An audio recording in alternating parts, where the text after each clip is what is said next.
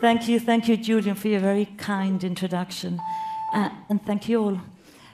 Yes, as Julian said, this week it's a 100th anniversary of universal suffrage in the UK.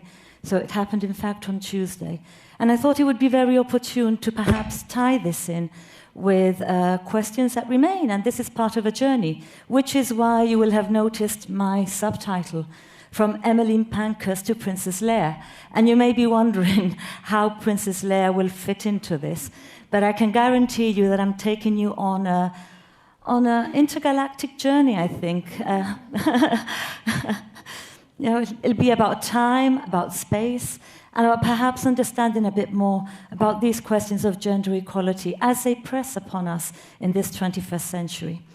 So, if we begin perhaps with Emmeline Pankhurst, and I love this photograph, and you'll see why when you see the following slide. So it all began with her and her suffragettes. And once women achieve voting rights in the UK, well, this sets off, it triggers off movements all over the world. But it also means that women start taking up roles in society which they had not been able to take up before. They start working. Clearly, they had already been involved in the First World War with ambulances, frontline in terms of caring for the sick.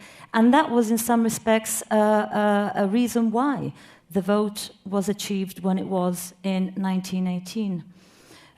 But from Emmeline Pankhurst, once she sets this in motion, there's no going back. And I think this is where Princess Leia comes in. There's no going back, because the more women push out, occupying roles that men had traditionally occupied, and the more empowered women become, this has an impact on gender roles, has an impact on women, and has an impact on men. And so here we have Princess Leia. And I'll tell you why the Last Jedi enters into the picture. Last December, I went to the cinema to see The Last Jedi, as did my colleague Chris Tavares at the Garrison Library.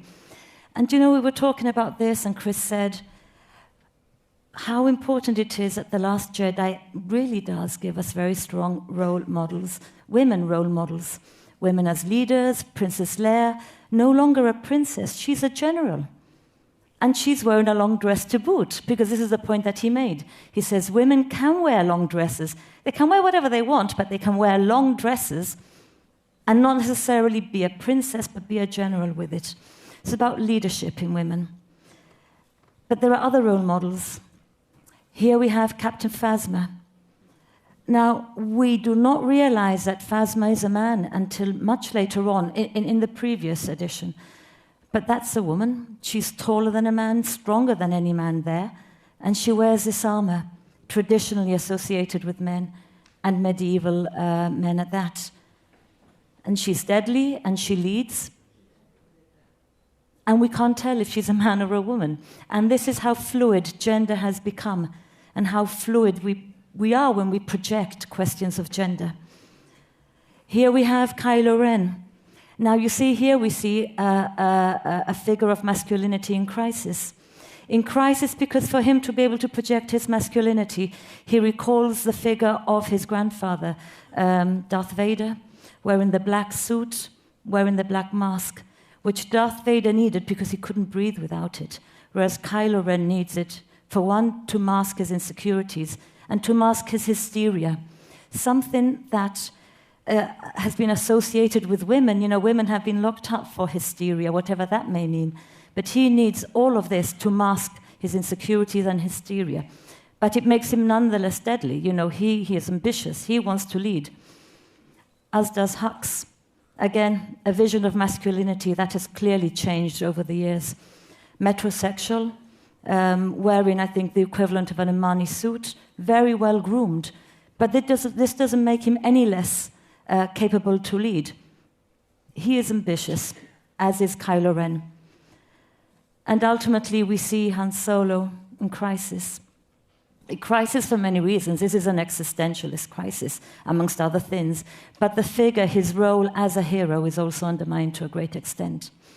And I think that perhaps the Star Wars element brings us perhaps in allegorical form, some shape of how gender is so fluid, how gender has changed, and how roles within these gender positionings have also changed. So if from Star Wars, if we move from The Last Jedi to another starry constellation to see what's going on over there, the constellation of the EU. And here we see the 2017 EU report on equality between men and women. And I've just extracted a few points. It's a very interesting report for those who are interested in reading it. But they're very basic, I think, and very well-known points as to where equality needs to be achieved. So clearly discrimination, violence against women, universal access to sexual and reproductive health. Now, this is important and has been spoken about a lot in Gibraltar in the past few days, because clearly one thing that Emmeline Pankhurst was saying, that for women to be out there working alongside men, they have to be in control of their bodies. Their biological function has to be controlled some way. So then we also have the question of recognizing unpaid work. Women take on a higher, much higher portion of unpaid work than men. And because they do, there are far more incidences of poverty amongst women than amongst men. And if this is a widow or a single mother, her children then will also be poor. So the question of gender equality is far-reaching. It's not about one thing, it's about many things. I think importantly as well, this is a question about strengthening policies and having these policies enforced in legislation, because without that, we know that efforts that take place in terms of bringing about further equality are not enforced, and then equality never really comes to fruition.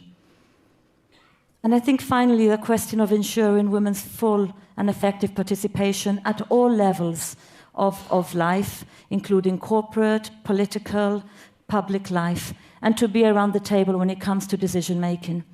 So all of these are contained and discussed in the 2017 report, with many EU countries participating and responding to these questions. So let me bring you yet to another, almost maybe not so starry constellation, to Gibraltar. And I love this picture because I thought, just to stick with the Star Wars motif, I think somebody could crash land the Millennium Falcon over there. So when we get to Gibraltar, what do we find in Gibraltar? We find a black hole. And we find what is a silence that speaks volumes at the same time. And there are many questions. Why this silence, really? Why is Gibraltar silent on a number of gender equality issues? Especially when these are issues that are being addressed in many other countries, and there are EU reports on this. Gibraltar does not collect statistics on gender equality. Collects statistics, and probably the data is there, but the analysis is not there. So therefore, we can't know for sure whether or not Gibraltar addresses these questions of inequality or equality, or for that matter, parity or disparity between pay between the genders. So there are many issues, and there's a silence, and I wonder if culture has something to do with this, because culture is a very strong determinant. Simone de Beauvoir, in her 1949 book, The Second Sex, wrote about biology being a very powerful determinant in determining women's futures. But she said something further. She said that culture is far greater in keeping women in certain, playing out certain roles. And breaking out of these roles are very, very, very difficult if society keeps on perpetuating these cultural and societal norms. So I wonder if maybe we do have a very strong and cohesive culture in Gibraltar. That has something to do with why we're not addressing gender. Maybe gender questions are seen to be too divisive rather than gelling people together. At the same time, we have the question of representation of women in politics. Since 1947, Gibraltar has seen only 8 women in governmental positions. And I think culture comes into this again. Gibraltar,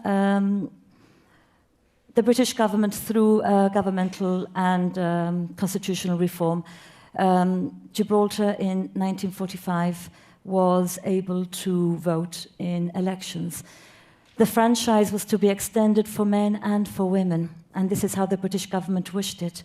But the men of Gibraltar did not wish it that way, which is why that women achieved the vote 2 years later in 1947, at which point Dorothy Ellicott becomes our first woman parliamentarian, or at least in a governmental position.